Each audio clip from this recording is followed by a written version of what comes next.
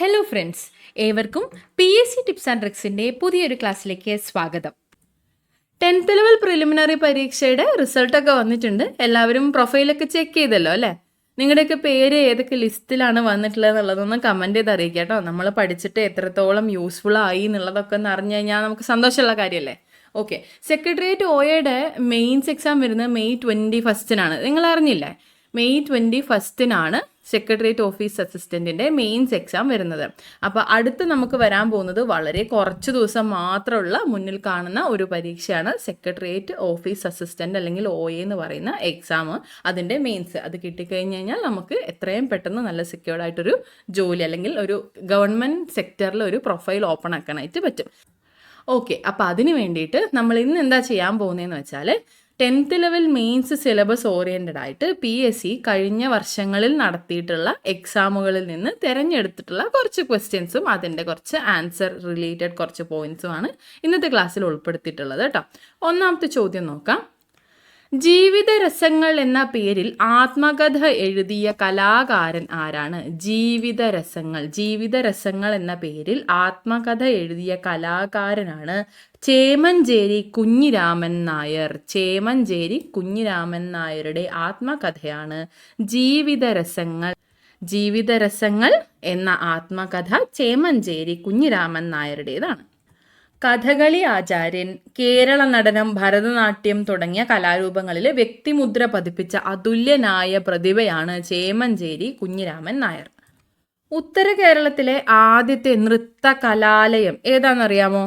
ഭാരതീയ നാട്യ കലാലയമാണ് കേട്ടോ. 1945 സ്ഥാപിതമായ ഭാരതീയ നാട്യ കലാലയമാണ് ഉത്തര കേരളത്തിലെ ആദ്യത്തെ നൃത്ത കലാലയം. ഭാരതീയ നാട്യ കലാലയം ഇത് സ്ഥാപിച്ചതും ചേമഞ്ചേരി കുഞ്ഞിരാമൻ നായരാണ്. ചേമഞ്ചേരി കുഞ്ഞിരാമൻ നായർ സ്ഥാപിച്ചതാണ് ഭാരതീയ നാട്യ കലാലയം. ഇത് ഉത്തര കേരളത്തിലെ ആദ്യത്തെ നൃത്ത കലാലയമാണ്. ഓക്കെ, ഇനി കഥകളിയുടെ വടക്കൻ രീതിയായിട്ടുള്ള ഒരു ചിട്ടയുണ്ട്.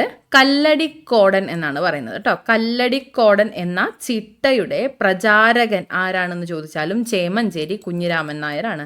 കഥകളിയുടെ വടക്കൻ രീതിയായ കല്ലടിക്കോടൻ ചിട്ടയുടെ പ്രധാന പ്രചാരകൻ ചേമഞ്ചേരി കുഞ്ഞിരാമൻ നായരാണ്.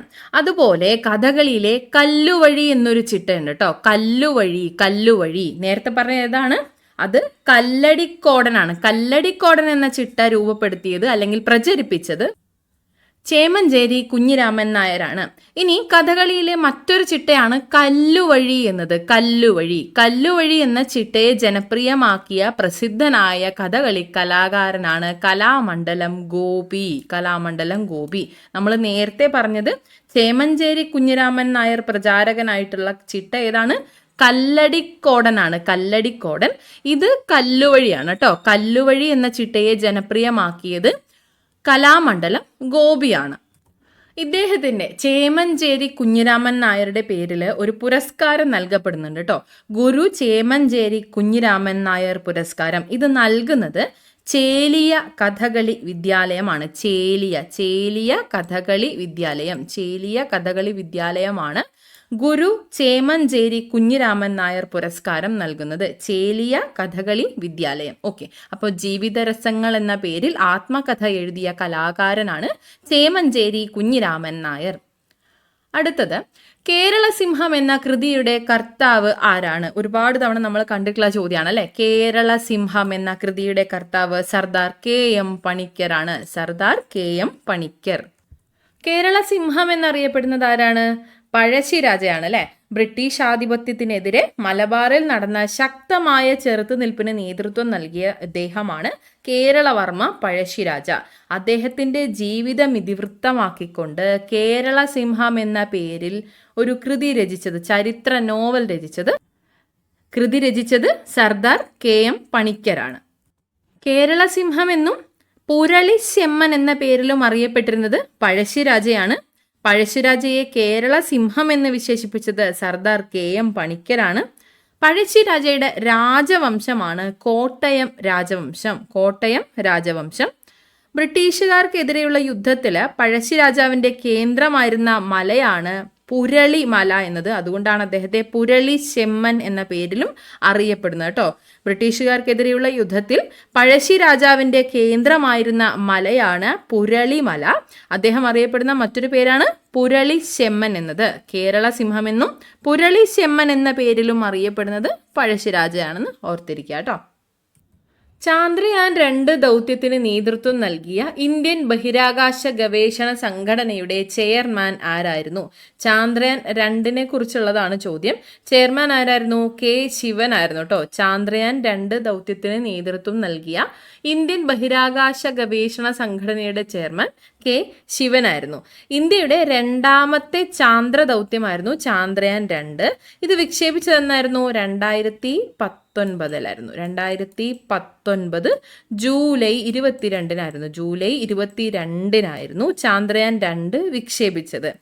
ഇതിൻ്റെ റോവർ പ്രഗ്യാൻ എന്ന പേരിലും ലാൻഡർ വിക്രം എന്ന പേരിലുമാണ് അറിയപ്പെട്ടത്. റോവർ പ്രഗ്യാൻ എന്ന പേരിലും അതുപോലെ ലാൻഡർ വിക്രം എന്ന പേരിലുമാണ് അറിയപ്പെട്ടത്. റോവർ പ്രഗ്യാൻ എന്ന പേരിലും ലാൻഡർ വിക്രം എന്ന പേരിലുമാണ് അറിയപ്പെട്ടിട്ടുണ്ടായിരുന്നത്. ചാന്ദ്രയാൻ 2ന്റെ പ്രൊജക്ട് ഡയറക്ടർ മുത്തയ്യ വനിതയായിരുന്നു. ചാന്ദ്രയാൻ 2ന്റെ മിഷൻ ഡയറക്ടർ ഋതു കരിദാൽ ശ്രീവാസ്തവയായിരുന്നു. ചാന്ദ്രയാൻ 2ന്റെ പ്രൊജക്ട് ഡയറക്ടർ ആരാണ്? മുത്തയ്യ വനിതയായിരുന്നു. ചാന്ദ്രയാൻ 2ന്റെ മിഷൻ ഡയറക്ടർ ഋതു കരിദാൽ ശ്രീവാസ്തവയായിരുന്നു. ഓക്കെ, അപ്പോൾ നമ്മൾ ചാന്ദ്രയാൻ 2നെ കുറിച്ചാണ് പറഞ്ഞത്. നമുക്ക് പഠിക്കാനുള്ളത് ഒന്നുകൂടെ ഉണ്ട്. ചാന്ദ്രയാൻ 3 അറിയാലോ. ISROയുടെ 3ാമത്തെ ചാന്ദ്രദൗത്യമാണ് ചാന്ദ്രയാൻ 3. എന്നാണ് വിക്ഷേപിച്ചത്? 2023 ജൂലൈ 14-നാണ്. ജൂലൈ 14-നാണ്. 2023 ജൂലൈ 14-നാണ് ISROയുടെ 3ാമത്തെ ചാന്ദ്രദൗത്യമായ ചാന്ദ്രയാൻ 3 വിക്ഷേപിക്കുന്നത്. ഇതിൻ്റെ വിക്ഷേപണ വാഹനം LVM-3 M4 ആണ്. LVM-3 M4 ആണ്. മാർക്ക് 4 ആണ് ഇതിൻ്റെ വിക്ഷേപണ വാഹനം. ചാന്ദ്രയാൻ 3ന്റെ വിക്ഷേപണ വാഹനം. ചാന്ദ്രയാൻ 3ന്റെ റോവറിൻ്റെ നാമം പ്രഗ്യാൻ എന്നും ലാൻഡറിൻ്റെ നാമം വിക്രം എന്ന് തന്നെയായിരുന്നു. അതുപോലെ ദൗത്യത്തിന് നേതൃത്വം നൽകിയത് അന്നേരത്തെ ബഹിരാകാശ സംഘടനയുടെ ചെയർമാൻ എസ് സോമനാഥ് ആയിരുന്നു. ചാന്ദ്രയാൻ 3യുടെ സമയത്തെ ISRO ചെയർമാൻ എസ് സോമനാഥ് ആയിരുന്നു. അതുപോലെ പ്രൊജക്ട് ഡയറക്ടർ ആരാണ്? പി വീരമുത്തുവേലാണ് കേട്ടോ. പി വീരമുത്തുവേലാണ് project director. Mission director S മോഹനകുമാറാണ്. മിഷൻ ഡയറക്ടർ എസ് മോഹനകുമാറാണ്. ചാന്ദ്രയാൻ 3യുടെ മിഷൻ ഡയറക്ടർ എസ് മോഹനകുമാറും ചാന്ദ്രയാൻ 3യുടെ പ്രൊജക്ട് ഡയറക്ടർ പി വീരമുത്തുവേലുമാണ്. ആ സമയത്ത് ISROയുടെ ചെയർമാൻ ഈ ഒരു ദൗത്യത്തിന് നേതൃത്വം നൽകിയത് എസ് സോമനാഥാണ്. വിക്ഷേപണ വാഹനം ചാന്ദ്രയാൻ 3യുടെ വിക്ഷേപണ വാഹനം LMV-3 M4 ആണ്. വിക്ഷേപിച്ചതെന്നാണ്? ചാന്ദ്രയാൻ 3 എന്ന ദൗത്യം വിക്ഷേപിച്ചത് 2023 ജൂലൈ 14-നാണ്. 2023 ജൂലൈ 14. ഇന്ത്യയിൽ സമൂഹശാസ്ത്രം സോഷ്യോളജി എന്ന പഠനശാഖ ആദ്യമായി ആരംഭിച്ചത് ഏത് സർവകലാശാലയിലാണ്? നമുക്കത് SCRT വെച്ചൊന്ന് നോക്കാം. 10ാം ക്ലാസ്സിലെ SCRT ടെക്സ്റ്റ് ആണ്. ഇതിനകത്ത് സോഷ്യൽ സയൻസ് എന്ന ടെക്സ്റ്റിലെ 11ാമത്തെ ചാപ്റ്ററിലാണ് ഈ ഒരു ഭാഗം ഉൾപ്പെടുത്തിയിട്ടുള്ളത്. സമൂഹശാസ്ത്രം ഇന്ത്യയിൽ 20ാം നൂറ്റാണ്ടിൻ്റെ തുടക്കത്തിൽ തന്നെ സമൂഹശാസ്ത്ര പഠനം ആരംഭിച്ചു. ബോംബെ സർവകലാശാലയാണ് ആദ്യത്തെ സമൂഹശാസ്ത്ര പഠന വകുപ്പ് ആരംഭിക്കുന്നത്. GS Ghurye, AR Desai, SC Dubey, MN Srinivas, DP Mukherjee തുടങ്ങിയവർ ഇന്ത്യയിലെ സമൂഹശാസ്ത്ര പഠനത്തിന് പ്രധാന സംഭാവനകൾ നൽകി. വിപ്ലവങ്ങളുടെ പശ്ചാത്തലത്തിൽ പടിഞ്ഞാറൻ യൂറോപ്പിലാണ് സമൂഹശാസ്ത്രം ഉദ്ഭവിച്ചത്. ഫ്രഞ്ചുകാരനായ അഗസ്റ്റ് കോംതെയാണ് സമൂഹശാസ്ത്രത്തിന്റെ പിതാവായി കണക്കാക്കുന്നത്. അഗസ്റ്റ് കോംതെയാണ് സമൂഹശാസ്ത്രത്തിന്റെ പിതാവായി കണക്കാക്കുന്നു. അഗസ്റ്റ് കോംതെയാണ് സമൂഹശാസ്ത്രത്തിന്റെ സോഷ്യോളജിയുടെ പിതാവ്. ചാൾസ് ഡാർവിൻ്റെ പരിണാമ സിദ്ധാന്ത തത്വങ്ങൾ സമൂഹ പഠനത്തിന് പ്രയോജനപ്പെടുത്തിയ ചിന്തകനാണ് ഹെർബർട്ട് സ്പെൻസർ എന്ന ഇദ്ദേഹമാണ് ചാൾസ് ഡാർവിൻ്റെ പരിണാമ സിദ്ധാന്ത തത്വങ്ങൾ സമൂഹ പഠനത്തിന് പ്രയോജനപ്പെടുത്തിയ ചിന്തകൻ. ഇവിടെ പിക്ചറൈസ് ചെയ്ത് കൊടുത്തിട്ടുണ്ട്. അഗസ്തസ് കോംതെയാണ് ഇദ്ദേഹം. അദ്ദേഹമാണ് സോഷ്യോളജിയുടെ, സമൂഹശാസ്ത്രത്തിന്റെ പിതാവ്. അതുപോലെ ഇതാ ഹെർബർട്ട് സ്പെൻസർ, ഇദ്ദേഹമാണ് ചാൾസ് ഡാർവിന്റെ പരിണാമ സിദ്ധാന്ത തത്വങ്ങൾ സമൂഹ പഠനത്തിന് പ്രയോജനപ്പെടുത്താമെന്ന് പറഞ്ഞ ചിന്തകൻ, തത്വചിന്തകൻ. ഓക്കെ, ജീവശാസ്ത്രപരമായ പരിണാമം പോലെ തന്നെ മനുഷ്യ സമൂഹവും വ്യത്യസ്ത ഘട്ടങ്ങളിലൂടെ പരിണമിച്ചാണ് ഇന്നത്തെ അവസ്ഥയിൽ എത്തിച്ചേർന്നതെന്ന് അദ്ദേഹം വ്യക്തമാക്കി. കാൾ മാർക്സ്, എമൈൽ ദുർഖീം, മാർക്സ് വെബർ മുതലായ നിരവധി ചിന്തകർ സമൂഹശാസ്ത്രത്തിന്റെ വികസനത്തിന് പ്രധാന സംഭാവനകൾ നൽകിയവരാണ്. ഓക്കെ, അപ്പോൾ ഇന്ത്യയിൽ സമൂഹശാസ്ത്രം എന്ന പഠനശാഖ ആദ്യമായി ആരംഭിച്ചത് ഏത് യൂണിവേഴ്സിറ്റിയാണ്? ബോംബെ യൂണിവേഴ്സിറ്റിയാണ് കേട്ടോ. ബോംബെ യൂണിവേഴ്സിറ്റി. മനുഷ്യനും അവൻ്റെ സാമൂഹിക ചുറ്റുപാടും തമ്മിലുള്ള പരസ്പര ബന്ധത്തെക്കുറിച്ചുള്ള ശാസ്ത്രീയമായ പഠനമാണ് സോഷ്യോളജി അല്ലെങ്കിൽ സമൂഹശാസ്ത്രം. ഉദ്ഭവിച്ചത് പടിഞ്ഞാറൻ യൂറോപ്പിലാണ് കേട്ടോ. സമൂഹശാസ്ത്രം ഉദ്ഭവിച്ചത് പടിഞ്ഞാറൻ യൂറോപ്പിലാണ്. വിവരാവകാശ നിയമത്തിനായി പ്രയത്നിച്ച രാജസ്ഥാനിലെ സംഘടന ഏതാണ്? വിവരാവകാശ നിയമത്തിനായി പ്രയത്നിച്ച രാജസ്ഥാനിലെ സംഘടനയാണ് മസ്ദൂർ കിസാൻ ശക്തി സംഘതൻ. മസ്ദൂർ കിസാൻ ശക്തി സംഘതൻ. അരുണ റോയ് സ്ഥാപിച്ച സംഘടനയാണ് MKSS അല്ലെങ്കിൽ മസ്ദൂർ കിസാൻ ശക്തി സംഘതൻ. പൊതുസ്ഥാപനങ്ങളുടെ കൈവശമുള്ള വിവരങ്ങൾ ആവശ്യപ്പെടുന്ന പ്രകാരം പൗരന്മാർക്ക് ലഭ്യമാക്കാൻ സഹായകമാകുന്ന വിധമുള്ള നിയമമാണ് വിവരാവകാശ നിയമം. ജനാധിപത്യത്തിന്റെ സൂര്യ തേജസ് എന്ന് അറിയപ്പെടുന്നത് വിവരാവകാശ നിയമമാണ്. ജനാധിപത്യത്തിന്റെ സൂര്യ തേജസ് എന്നറിയപ്പെടുന്ന നിയമം ഏതാണ്? വിവരാവകാശ നിയമമാണ്. 2005 ഈ ഒരു നിയമത്തിന്റെ, വിവരാവകാശ നിയമത്തിന്റെ മുൻഗാമി എന്നറിയപ്പെടുന്ന ഒരു നിയമമുണ്ട്, അറിയാമോ? Freedom of information act 2002 freedom of information act എന്ന നിയമമാണ് വിവരാവകാശ നിയമത്തിന്റെ മുൻഗാമി എന്ന് അറിയപ്പെടുന്നത്. ഫ്രീഡം ഓഫ് ഇൻഫർമേഷൻ ആക്ട് 2002 ഇതാണ് വിവരാവകാശ നിയമത്തിന്റെ മുൻഗാമി എന്ന് അറിയപ്പെടുന്നത്. കേന്ദ്ര വിവരാവകാശ കമ്മീഷൻ നിലവിൽ വന്ന വർഷം ഏതാണ്? 2005 ഒക്ടോബർ 12 2005 ഒക്ടോബർ 12 കേന്ദ്ര വിവരാവകാശ കമ്മീഷൻ നിലവിൽ വരുന്നത്. 2005 ഒക്ടോബർ 12 കേന്ദ്ര വിവരാവകാശ കമ്മീഷൻ നിലവിൽ വരുന്നത്.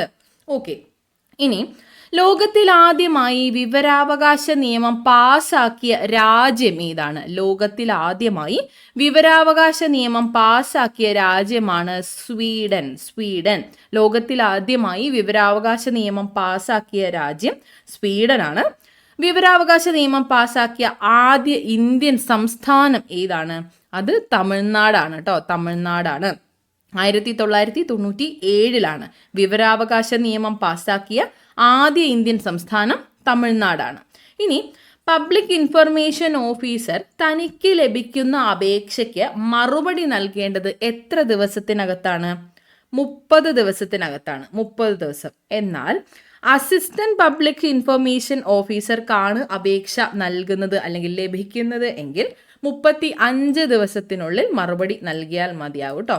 അപ്പോൾ 30 ദിവസവും 35 ദിവസവും ഇവിടെ വ്യത്യാസമായിട്ട് ഉണ്ട്, ശ്രദ്ധിക്കുക. പബ്ലിക് ഇൻഫർമേഷൻ ഓഫീസർ തനിക്ക് ലഭിക്കുന്ന അപേക്ഷയ്ക്ക് മറുപടി നൽകേണ്ടത് 30 ദിവസത്തിനകത്താണ് പബ്ലിക് ഇൻഫർമേഷൻ ഓഫീസർ. എന്നാൽ അസിസ്റ്റന്റ് പബ്ലിക് ഇൻഫർമേഷൻ ഓഫീസർ ആണെങ്കിൽ 35 ദിവസത്തിനകം മറുപടി നൽകിയാൽ മതിയാവും. ഓക്കെ, ഇനി എന്നാൽ ഒരു വ്യക്തിയുടെ ജീവനോ സ്വത്തിനോ സ്വാതന്ത്ര്യത്തിനോ ബാധിക്കുന്ന വിവരങ്ങളാണെങ്കിൽ 48 മണിക്കൂറിനകം വിവരങ്ങൾ നൽകണമെന്നാണ് നിയമം പരാമർശിക്കുന്നത് കേട്ടോ. ഒരു വ്യക്തിയുടെ ജീവനോ സ്വത്തിനോ സ്വാതന്ത്ര്യത്തെയോ ബാധിക്കുന്ന വിവരങ്ങളാണെങ്കിൽ 48 മണിക്കൂറിനകം നൽകണം. ഓക്കെ, മറുപടി നൽകിയാൽ മതിയാവും. ഓക്കെ, ഇനി വിവരാവകാശ നിയമം പാസാക്കിയ സമയത്തെ രാഷ്ട്രപതി ആരാണ്? APJ അബ്ദുൽ കലാമാണ് കേട്ടോ. APJയുടെ കാലത്താണ് വിവരാവകാശ നിയമം പാസാക്കുന്നത്. വിവരാവകാശ നിയമം പാസാക്കിയ രാഷ്ട്രപതി, വിവരാവകാശ നിയമം പാസാക്കിയ സമയത്തെ രാഷ്ട്രപതിയാണ് APJ അബ്ദുൽ കലാം. ആ സമയത്തെ പ്രധാനമന്ത്രിയാണ് മൻമോഹൻ സിംഗ്. ഓക്കെ, വിവരാവകാശ നിയമം പാസാക്കിയ സമയത്തെ രാഷ്ട്രപതിയാണ് APJ അബ്ദുൽ കലാം. പ്രധാനമന്ത്രി മൻമോഹൻ സിംഗുമാണ്. അടുത്ത ചോദ്യം, നീതി ആയോഗിന്റെ ആദ്യത്തെ ഉപാധ്യക്ഷൻ ആരാണ്? നീതി ആയോഗിന്റെ ആദ്യത്തെ ഉപാധ്യക്ഷനാണ് അരവിന്ദ് പനഗരിയാണ് നീതി ആയോഗിന്റെ ആദ്യത്തെ ഉപാധ്യക്ഷൻ. ആസൂത്രണ കമ്മീഷന് പകരം നിലവിൽ വന്ന സ്ഥാപനമാണ് നീതി ആയോഗ്. നീതി ആയോഗിന്റെ ഫുൾ ഫോം ചോദിച്ചിട്ടുണ്ട്. National institution for transforming India ആയോഗാണ് കേട്ടോ. National institution for transforming India ആണ് നീതി ആയോഗിന്റെ ഫുൾ ഫോം ആയിട്ട് വരുന്നത്. ഇതിന്റെ ആദ്യത്തെ ഉപാധ്യക്ഷനാണ് അരവിന്ദ് പനഗരിയ. നീതി ആയോഗിന്റെ അധ്യക്ഷൻ പ്രധാനമന്ത്രിയാണ്. നീതി ആയോഗിന്റെ ആദ്യത്തെ ഉപാധ്യക്ഷൻ അരവിന്ദ് പനഗരിയാണ്. നീതി ആയോഗിന്റെ ഇപ്പോഴത്തെ നിലവിലെ ഉപാധ്യക്ഷൻ സുമൻ ബെറിയാണ് കേട്ടോ. സുമൻ കെ ബെറിയാണ് നിലവിലെ ഉപാധ്യക്ഷൻ. നീതി ആയോഗിന്റെ നിലവിലെ ഉപാധ്യക്ഷൻ സുമൻ കെ ബെറിയാണ്. ഇനി നീതി ആയോഗിന്റെ ആദ്യത്തെ CEO ആരാണ്? നീതി ആയോഗിന്റെ ആദ്യത്തെ CEO ആണ് സിന്ധുശ്രീ ഖുള്ളർ. നീതി ആയോഗിന്റെ ആദ്യത്തെ CEO ആണ് സിന്ധുശ്രീ ഖുള്ളർ. ഓക്കെ, നിലവിലെ CEO ആരാണ്? BVR സുബ്രഹ്മണ്യമാണ് കേട്ടോ. നീതി ആയോഗിന്റെ നിലവിലെ CEO BVR സുബ്രഹ്മണ്യമാണ്. നിലവിലെ നീതി ആയോഗിന്റെ CEO ആണ് BVR സുബ്രഹ്മണ്യം. ഓക്കെ ആണല്ലോ. നീതി ആയോഗ് എന്നാ നിലവിൽ വന്നേ? നീതി ആയോഗ് 2015 ജനുവരി 1 നിലവിൽ വന്നിട്ടുള്ളത്. 2015 ജനുവരി 1 നീതി ആയോഗ് നിലവിൽ വന്നത്. 2015 ജനുവരി 1 നീതി ആയോഗ് നിലവിൽ വന്നത്. ഓക്കെ, ക്ലിയർ ആണല്ലോ. ഇനി അരവിന്ദ് പനഗരിയുടെ ഒരു പ്രശസ്തമായ പുസ്തകമുണ്ട്. അതാണ് ഇന്ത്യ ദി എമേർജിംഗ് ജെയിന്റ് എന്നത് അരവിന്ദ് പനഗരിയുടെ ഒരു പ്രശസ്തമായ പുസ്തകമാണ്. India the emerging giant. കണ്ടോ, ഇതാണ് India the emerging giant. Arvind പനഗരിയുടെ പുസ്തകമാണ് ഇന്ത്യ ദി എമേർജിംഗ് ജെയിന്റ് എന്നത്. ഓർത്തിരിക്കുക കേട്ടോ. ഈ പുസ്തകം ഏതാണ് എന്ന് ചോദിക്കാവുന്നതാണ്. ചുവടെ തന്നിട്ടുള്ളതിൽ അരവിന്ദ് പനഗരിയുടെ പുസ്തകം ഏതാണ് എന്നും ചോദിക്കാൻ സാധ്യതയുണ്ട്. ഇന്ത്യ ദി എമേർജിംഗ് ജെയിന്റ് എന്ന പുസ്തകം അരവിന്ദ് പനഗരിയുടെ പ്രശസ്തമായ ഒരു പുസ്തകമാണ്. അടുത്ത ചോദ്യം, ഇന്ത്യയിൽ ചരക്കു സേവന നികുതി GST നിലവിൽ വന്നത് എപ്പോഴാണ്? ഇന്ത്യയിൽ ചരക്കു സേവന നികുതി അല്ലെങ്കിൽ GST നിലവിൽ വന്നത് 2017 ജൂലൈ 1 2017 ജൂലൈ 1 ജൂലൈ 2017 GST ഇന്ത്യയിൽ നിലവിൽ വരുന്നത്. ഒരു രാജ്യം ഒരു നികുതി എന്ന സിദ്ധാന്തത്തിൽ ഊന്നിക്കൊണ്ടാണ് 2017 ജൂലൈ 1 മുതൽ നമ്മുടെ സർക്കാർ ചരക്ക് സേവന നികുതി അല്ലെങ്കിൽ GST നടപ്പിലാക്കി വരുന്നത്. ഓക്കെ, കേന്ദ്ര ഗവൺമെന്റ് ചുമത്തുന്ന GST എന്ത് പേരിലാണ് അറിയപ്പെടുന്നത്? CGST അല്ലെങ്കിൽ സെൻട്രൽ GST എന്ന പേരിലാണ് കേട്ടോ. CGST എന്ന പേരിൽ അറിയപ്പെടുന്നത് സെൻട്രൽ ഗവൺമെന്റ് ചുമത്തുന്ന GST ആണ്. സംസ്ഥാന ഗവൺമെന്റ് ചുമത്തുന്ന GST ഏതാണ്? അത് SGST ആണ്. സ്റ്റേറ്റ് GST ആണ് സംസ്ഥാന ഗവൺമെന്റ് ചുമത്തുന്ന GST. എന്നാൽ ഇത് രണ്ടും അല്ലാതെ മറ്റൊന്നുകൂടെ നിങ്ങൾ ബില്ലിലൊക്കെ കണ്ടിട്ടില്ലേ? എന്താണത്? അന്തർ സംസ്ഥാന ക്രയവിക്രയങ്ങളുടെ മേൽ സെൻട്രൽ ഗവൺമെന്റ് അല്ലെങ്കിൽ കേന്ദ്ര ഗവൺമെന്റ് ചുമത്തുന്ന GST ആണ് IGST അല്ലെങ്കിൽ ഇന്റഗ്രേറ്റഡ് GST. അന്തർ സംസ്ഥാന ക്രയവിക്രയങ്ങളുടെ മേൽ കേന്ദ്ര ഗവൺമെന്റ് ചുമത്തുന്ന GST ആണ് IGST അല്ലെങ്കിൽ ഇന്റഗ്രേറ്റഡ് GST. ഓക്കെ ആണല്ലോ. ഓക്കെ, ഇനി ഇന്ത്യയിൽ എത്ര GST സ്ലാബുകളാണുള്ളത്? GST സ്ലാബുകൾ 4 വിധത്തിലാണുള്ളത്. 5%, 12%, 18%, 28%. 5%, 12%, 18%, 28% എന്നിങ്ങനെ 4 തരത്തിലാണ്, 4 സ്ലാബുകളായിട്ടാണ് ഇന്ത്യയിൽ GST നിലവിലുള്ളത്. അതുപോലെ നിലവിൽ GSTയുടെ പരിധിയിൽ ഉൾപ്പെടാത്ത ഇനങ്ങളാണ് പെട്രോളിയം ഉൽപ്പന്നങ്ങൾ, വൈദ്യുതി, മനുഷ്യ ഉപഭോഗത്തിനുള്ള മദ്യം എന്നത്. പെട്രോളിയം ഉൽപ്പന്നങ്ങൾ, വൈദ്യുതി, മനുഷ്യ ഉപഭോഗത്തിനുള്ള മദ്യം എന്നിവ നിലവിൽ GSTയുടെ പരിധിയിൽ ഉൾപ്പെടാത്ത ഇനങ്ങളാണ്. ഓക്കെ. 2019 ജ്ഞാനപീഠം അവാർഡ് നേടിയ മലയാള സാഹിത്യകാരൻ ആരാണ്? 2019 ജ്ഞാനപീഠം അവാർഡ് നേടിയ മലയാള സാഹിത്യകാരനാണ് അക്കിത്തം അച്യുതൻ നമ്പൂതിരി. അക്കിത്തം അച്യുതൻ നമ്പൂതിരി. ജ്ഞാനപീഠം അവാർഡും അതുപോലെ മൂർത്തി ദേവി പുരസ്കാരവും നേടിയ മലയാളത്തിലെ ഏക സാഹിത്യകാരനാണ് കേട്ടോ അക്കിത്തം അച്യുതൻ നമ്പൂതിരി. ജ്ഞാനപീഠം അവാർഡും മൂർത്തി ദേവി പുരസ്കാരവും നേടിയ മലയാളത്തിലെ ഏക സാഹിത്യകാരനാണ് അക്കിത്തം അച്യുതൻ നമ്പൂതിരി. അക്കിത്തത്തിന് മൂർത്തി ദേവി പുരസ്കാരം ഏത് വർഷമാണ് ലഭിച്ചത്? 2009 കേട്ടോ. 2009 മൂർത്തി ദേവി പുരസ്കാരവും 2019 ജ്ഞാനപീഠ പുരസ്കാരവും അക്കിത്തത്തിന് ലഭിച്ചു. അദ്ദേഹത്തിന്റെ 93-ാം വയസ്സിലാണ് അദ്ദേഹത്തിന് ജ്ഞാനപീഠ പുരസ്കാരം ലഭിക്കുന്നത്. ജ്ഞാനപീഠം അവാർഡ് ലഭിക്കുന്ന ഏറ്റവും പ്രായം കൂടിയ വ്യക്തിയാണ് അക്കിത്തം. 93 വയസ്സായിരുന്നു അന്ന്. ഓക്കെ ആണല്ലോ. ഇനി ആദ്യത്തെ ജ്ഞാനപീഠ പുരസ്കാരം, പ്രഥമ ജ്ഞാനപീഠ പുരസ്കാരം നേടിയ കവിയാണ് ആരാ? ജി ശങ്കരക്കുറുപ്പാണ്. ജി ശങ്കരക്കുറുപ്പ്. മലയാളത്തിൽ നിന്നാകെ എത്ര പേർക്ക് ജ്ഞാനപീഠ പുരസ്കാരം ലഭിച്ചിട്ടുണ്ട്? മലയാള ഭാഷയിൽ നിന്നും ജ്ഞാനപീഠ പുരസ്കാരം ലഭിച്ചത് 6 പേർക്കാണ് കേട്ടോ. 6 പേർക്കാണ്. ആദ്യത്തേത് 1965 ജി ശങ്കരക്കുറുപ്പാണ്, ഓടക്കുഴൽ എന്ന കൃതിക്ക്. അതിനുശേഷം 1980 ഒരു ദേശത്തിന്റെ കഥ എന്ന കൃതിക്ക് SK പൊറ്റക്കാടിനാണ് ജ്ഞാനപീഠ പുരസ്കാരം ലഭിക്കുന്നത്. 1984 തകഴി ശിവശങ്കരപ്പിള്ളയ്ക്ക് ലഭിച്ചു. 1995 MT വാസുദേവൻ നായർ. 1995 MT വാസുദേവൻ നായർക്ക് ജ്ഞാനപീഠ പുരസ്കാരം ലഭിച്ചു. തുടർന്ന് 2007 ONV കുറുപ്പിന് ജ്ഞാനപീഠ പുരസ്കാരം ലഭിച്ചു. അതിനുശേഷം 2019 അക്കിത്തം അച്യുതൻ നമ്പൂതിരിക്ക് ജ്ഞാനപീഠ പുരസ്കാരം ലഭിക്കുന്നത്. ഓക്കെ, അപ്പം മൊത്തം 6 പേർക്കാണ് മലയാളികളായിട്ട് ജ്ഞാനപീഠ പുരസ്കാരം ലഭിച്ചിട്ടുള്ളതെന്ന് മനസ്സിലാക്കിയിരിക്കുക. MT വാസുദേവൻ നായർക്ക് 1995 2007 ONV കുറുപ്പിന് ജ്ഞാനപീഠ പുരസ്കാരം ലഭിക്കുന്നത്. അടുത്തത്, സ്കൂൾ വിദ്യാർത്ഥികളിൽ ലഹരി ഉപയോഗം തടയുന്നതിനായി സംസ്ഥാന എക്സൈസ് വകുപ്പ് വിമുക്തിയുടെ നേതൃത്വത്തിൽ നടപ്പാക്കുന്ന പദ്ധതിയുടെ പേര് എന്താണ്? സ്കൂൾ വിദ്യാർത്ഥികളിൽ ലഹരി ഉപയോഗം തടയുന്നതിനായി സംസ്ഥാന എക്സൈസ് വകുപ്പ് വിമുക്തിയുടെ നേതൃത്വത്തിൽ നടപ്പിലാക്കുന്ന പദ്ധതിയുടെ പേരാണ് ഉണർവ് പദ്ധതി. ഉണർവ് പദ്ധതി. ഓക്കെ, ഉണർവ് പദ്ധതി എന്താണ്?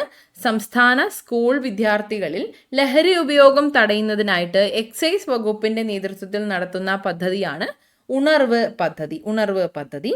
ഇനി സംസ്ഥാന എക്സൈസ് വകുപ്പിന്റെ കീഴിലുള്ള ഈ ഒരു വിമുക്തി മിഷന്റെ നേതൃത്വത്തിലും അതുപോലെ ജില്ലാ കുടുംബശ്രീ സ്നേഹിത ജെൻഡർ ഹെൽപ്പ് ഡെസ്കും സംയുക്തമായി ചേർന്നുകൊണ്ട് എറണാകുളം ജില്ലയിൽ ആരംഭിച്ച ലഹരി വിരുദ്ധ ക്യാമ്പയിനാണ് ജാഗ്രത ക്യാമ്പയിൻ. ഏകദേശം സിമിലർ ആണ്, പക്ഷെ കുറച്ചും കൂടെ പോയിന്റ് ഔട്ട് ചെയ്ത് പറയുന്നത് ജാഗ്രതയാണ്. എറണാകുളം ജില്ലയിൽ നടത്തുന്ന ലഹരി വിരുദ്ധ ക്യാമ്പയിനാണ് ജാഗ്രത എന്നത്.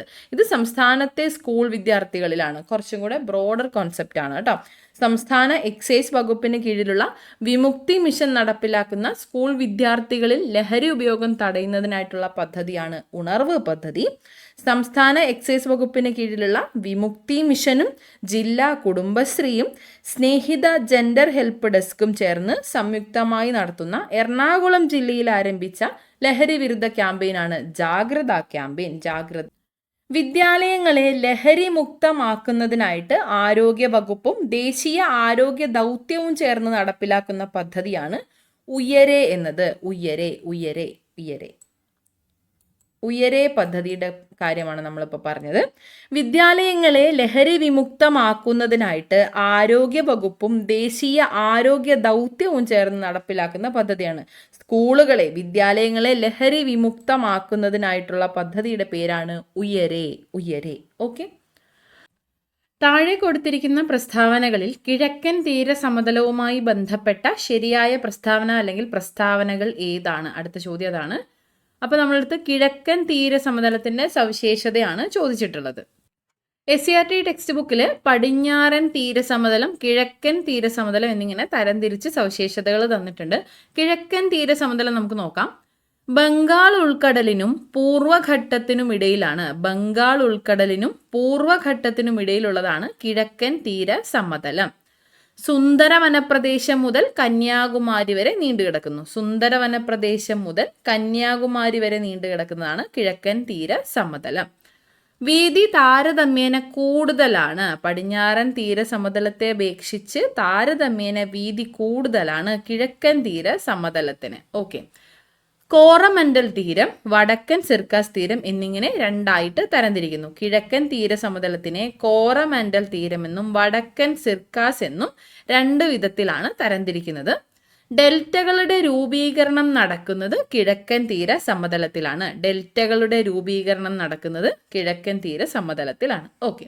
ഇനി പടിഞ്ഞാറൻ തീര സമതലം നോക്കുകയാണെങ്കിൽ അറബിക്കടലിനും പശ്ചിമഘട്ടത്തിനും ഇടയിലാണ്. അറബിക്കടലിനും പശ്ചിമഘട്ടത്തിനും ഇടയിലുള്ളതാണ് പടിഞ്ഞാറൻ തീര സമതലം. റാൻ ഓഫ് കച്ച് മുതൽ കന്യാകുമാരി വരെ.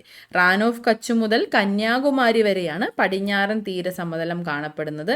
താരതമ്യേന വീതി കുറവാണ്. കണ്ടോ, ഇവിടെ വീതി കുറവാണ്. താരതമ്യേന വീതി കുറവാണ് പടിഞ്ഞാറൻ തീര സമതലത്തിന്. ഗുജറാത്ത് തീര സമതലം, കൊങ്കൺ തീരസമതലം, മലബാർ തീരസമതലം എന്നിങ്ങനെ തരംതിരിക്കാം. ഗുജറാത്ത് തീരസമതലം, കൊങ്കൺ തീരസമതലം, മലബാർ തീരസമതലം എന്നിങ്ങനെ മൂന്നായിട്ടാണ് പടിഞ്ഞാറൻ തീരസമതലം തരംതിരിച്ചിട്ടുള്ളത്. ഇവിടെ കായലുകളും അഴിമുഖങ്ങളും കാണപ്പെടുന്നു. പടിഞ്ഞാറൻ തീരസമതലത്തിൽ കായലുകളും അഴിമുഖങ്ങളുമാണ് കാണപ്പെടുന്നത്. അപ്പോൾ രണ്ട് സമതലങ്ങളുടെയും തീരസമതലങ്ങളുടെയും സവിശേഷതകൾ നമ്മൾ കണ്ടല്ലോ. ചോദ്യത്തിലേക്ക് തിരിച്ചു പോവാം.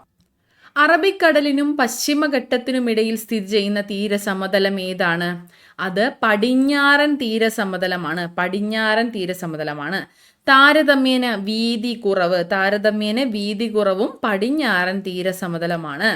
ഡെൽറ്റകൾ കാണപ്പെടുന്നത് എവിടെയാണ്? ഡെൽറ്റകൾ കാണപ്പെടുന്നത് കിഴക്കൻ തീരസമതലത്തിലാണ്. സുന്ദര വനപ്രദേശം മുതൽ കന്യാകുമാരി വരെ സ്ഥിതി ചെയ്യുന്നത് ഏതാണ്? അതും കിഴക്കൻ തീര സമതലമാണ്. നമ്മളോട് കിഴക്കൻ തീര സമതലമല്ലേ ചോദിച്ചിട്ടുള്ളത്? ശരിയായ പ്രസ്താവനയാണ് ചോദിച്ചിട്ടുള്ളത്. 3ഉം 4ഉമാണ് ശരിയായിട്ടുള്ളത്. ഓപ്ഷൻ ബി ആണ് കറക്റ്റ് ആയിട്ടുള്ള ആൻസർ. ക്ലിയർ ആണല്ലോ. അടുത്തത്, ഇന്ത്യയിലെ ഏറ്റവും ഉയരം കൂടിയ കൊടുമുടി ഏതാണ്? ഇന്ത്യയിലെ ഏറ്റവും ഉയരം കൂടിയ കൊടുമുടിയാണ് മൗണ്ട് K2 അഥവാ ഗോഡ്വിൻ ഓസ്റ്റിൻ എന്ന പേരിൽ അറിയപ്പെടുന്ന മൗണ്ട് K2 ആണ് ഇന്ത്യയിലെ ഏറ്റവും ഉയരം കൂടിയ കൊടുമുടി. ദാപ്സാങ് എന്ന പേരിൽ അറിയപ്പെടുന്നതും മൗണ്ട് K2 ആണ് കേട്ടോ. ദാപ്സാങ് എന്ന പേരിൽ അറിയപ്പെടുന്ന പർവ്വതനിര ഏത് എന്ന് ചോദിച്ചാലും മൗണ്ട് K2 ആണ് ആൻസർ ആയിട്ട് വരുന്നത്. മൗണ്ട് K2 എവിടെയാണ് സ്ഥിതി ചെയ്യുന്നത്? മൗണ്ട് K2 സ്ഥിതി ചെയ്യുന്ന പർവ്വതനിരയാണ് കാരക്കോറം പർവ്വതനിരകളിൽ സ്ഥിതി ചെയ്യുന്ന പർവ്വതമാണ് മൗണ്ട് K2. മൗണ്ട് K2വിൻ്റെ ഉയരം എത്രയാണ്? 8661 മീറ്റർ ആണ് കേട്ടോ. 8661 മീറ്റർ ആണ് മൗണ്ട് K2വിൻ്റെ ഉയരം. ഓക്കെ. ഉപദ്വീപീയ നദികളിൽ ഏറ്റവും നീളം കൂടിയ നദി ഏതാണ്? ഉപദ്വീപീയ നദികളിൽ ഏറ്റവും ഉയരം കൂടിയ നദിയാണ് ഗോദാവരി. ഉപദ്വീപീയ നദികളിൽ ഏറ്റവും ഉയരം കൂടിയ നദിയാണ് ഗോദാവരി. ഏറ്റവും വലിയ ഉപദ്വീപീയ നദീവ്യൂഹം ഏത് എന്ന് ചോദിച്ചാലും ഗോദാവരിയാണ്. ദക്ഷിണ ഗംഗ എന്നറിയപ്പെടുന്നത് ഗോദാവരിയാണ് കേട്ടോ. അതുപോലെ വൃദ്ധഗംഗ എന്നും അറിയപ്പെടുന്നത് ഗോദാവരിയാണ്. ദക്ഷിണ ഗംഗ, വൃദ്ധഗംഗ എന്നീ പേരുകളിൽ അറിയപ്പെടുന്നത് ഗോദാവരി നദിയാണ്. ഡെക്കാൻ പീഠഭൂമിയിലൂടെ ഒഴുകുന്ന ഏറ്റവും വലിയ നദി ഏത് എന്ന് ചോദിച്ചാലും ഗോദാവരി തന്നെയാണ്. ഡെക്കാൻ പീഠഭൂമിയിലൂടെ ഒഴുകുന്ന ഏറ്റവും വലിയ നദി ഏതാണ്? ഗോദാവരി നദിയാണ്. ദക്ഷിണേന്ത്യയിലെ ഏറ്റവും നീളം കൂടിയ നദി, ഏറ്റവും നീളം കൂടിയ ഉപദ്വീപീയ നദി, ഡെക്കാൻ പീഠഭൂമിയിലൂടെ ഒഴുകുന്ന ഏറ്റവും വലിയ നദി, വൃദ്ധഗംഗ, ദക്ഷിണഗംഗ എന്നീ പേരുകളിലൊക്കെ അറിയപ്പെടുന്ന നദി ഏതാണ്? അത് ഗോദാവരി നദിയാണ്. ഓക്കെ ആണല്ലോ. ഇനി ഗോദാവരിയുടെ പ്രധാനപ്പെട്ട പോഷക നദികൾ ഏതൊക്കെയാണ്? ഗോദാവരിയുടെ പ്രധാനപ്പെട്ട പോഷക നദികളാണ് പെൻഗംഗ, ഇന്ദ്രാവതി, പ്രാണഹിത, മഞ്ജീര എന്നിവയാണ്. പെൻഗംഗ, ഇന്ദ്രാവതി, പ്രാണഹിത, മഞ്ജീര എന്നിവയാണ് ഗോദാവരിയുടെ പ്രധാനപ്പെട്ട പോഷക നദികൾ. പെൻഗംഗ, ഇന്ദ്രാവതി, പ്രാൺഹിത, മഞ്ജീര എന്നിവ ഗോദാവരിയുടെ പ്രധാനപ്പെട്ട പോഷക നദികളാണെന്ന് അറിഞ്ഞിരിക്കുക. ഓക്കെ ആണല്ലോ. ഇനി കോട്ടണോപോളിസ് എന്ന് വിശേഷിപ്പിക്കപ്പെടുന്ന നഗരം ഏതാണ്? കോട്ടണോപോളിസ് എന്ന് വിശേഷിപ്പിക്കപ്പെടുന്ന നഗരം മുംബൈ ആണ് കേട്ടോ. മുംബൈ ആണ്. ഇന്ത്യയിലെ ഏറ്റവും പ്രധാന പരുത്തി തുണി വ്യവസായം ഉൽപാദന കേന്ദ്രം മുംബൈ ആയതിനാലാണ് മുംബൈയെ ഇന്ത്യയുടെ കോട്ടണോപോളിസ് എന്ന് വിശേഷിപ്പിക്കുന്നത്. ഇന്ത്യയുടെ കോട്ടണോപോളിസ് മുംബൈ ആണ്. പരുത്തി അറിയപ്പെടുന്ന പേരെന്താണ്? വെളുത്ത സ്വർണം എന്നാണ് കേട്ടോ. പരുത്തി അറിയപ്പെടുന്നത് വെളുത്ത സ്വർണം. വെളുത്ത സ്വർണം എന്നറിയപ്പെടുന്നത് പരുത്തിയാണ്. ഗോൾഡൻ ഫൈബർ അറിയായിരിക്കും അല്ലെ, ചണമാണ് കേട്ടോ. ഗോൾഡൻ ഫൈബർ ചണമാണ്. വെളുത്ത സ്വർണം എന്നറിയപ്പെടുന്നത് പരുത്തിയാണ്. അതുപോലെ പച്ച സ്വർണം എന്നറിയപ്പെടുന്നത് വാനിലയാണ് കേട്ടോ. അതൊന്ന് ഓർത്തിരിക്കാം. ഗോൾഡൻ ഫൈബർ ചണമാണ്, വെളുത്ത സ്വർണം എന്നത് പരുത്തിയാണ്, പച്ച സ്വർണം വാനിലയാണ് കേട്ടോ. വാനിലയാണ്. ഗോൾഡൻ ഫൈബർ ചണം, വെളുത്ത സ്വർണം പരുത്തി, പച്ച സ്വർണം വാനില. ഓക്കെ. പരുത്തി തുണി ഉൽപാദന കേന്ദ്രം പ്രധാനപ്പെട്ട് നടക്കുന്നത് മുംബൈ ആണ്. ഇന്ത്യയുടെ കോട്ടണോപോളിസ് എന്നറിയപ്പെടുന്നത് മുംബൈ ആണ്. ഓക്കെ ആണല്ലോ. പരുത്തി എന്താണ്? വെളുത്ത സ്വർണമാണ്. വാനില പച്ച സ്വർണമാണ്. ചണം ഗോൾഡൻ ഫൈബർ ആണ്. ഓക്കെ ആണല്ലോ. കേരളത്തിൽ കൊല്ലം മുതൽ കോട്ടപ്പുറം വരെ സ്ഥിതി ചെയ്യുന്ന ദേശീയ ജലപാത ഏതാണ്? ദേശീയ ജലപാത 3 ആണ്. ദേശീയ ജലപാത 3 വെസ്റ്റ് കോസ്റ്റ് കനാൽ എന്ന ഇപ്പോഴത് കോഴിക്കോട് വരെ നീട്ടിയിട്ടുണ്ട്. ദേശീയ ജലപാത 3 കനാലുകൾ ഉൾപ്പെടുന്നതാണ്. 1 പശ്ചിമ തീര canal, 2 Champakkara canal, 3 Udyogamandal canal. അപ്പോൾ ദേശീയ ജലപാത 3 ആണ്. കൊല്ലം മുതൽ കോട്ടപ്പുറം വരെ നീണ്ടു കിടക്കുന്ന ദേശീയ ജലപാത. ദേശീയ ജലപാത 1 ഏതാണ്? ഗംഗാ നദിയിൽ അലഹബാദ് മുതൽ ഹാൽഡിയ വരെ നീണ്ടു കിടക്കുന്നു. ദേശീയ ജലപാത 2 ബ്രഹ്മപുത്ര നദിയിൽ സാദിയ മുതൽ ധൂബ്രി വരെ നീണ്ടു കിടക്കുന്നു. ദേശീയ ജലപാത 3 കേരളത്തിൽ കൊല്ലം മുതൽ കോട്ടപ്പുറം വരെയുള്ള പശ്ചിമ തീര കനാലാണ്.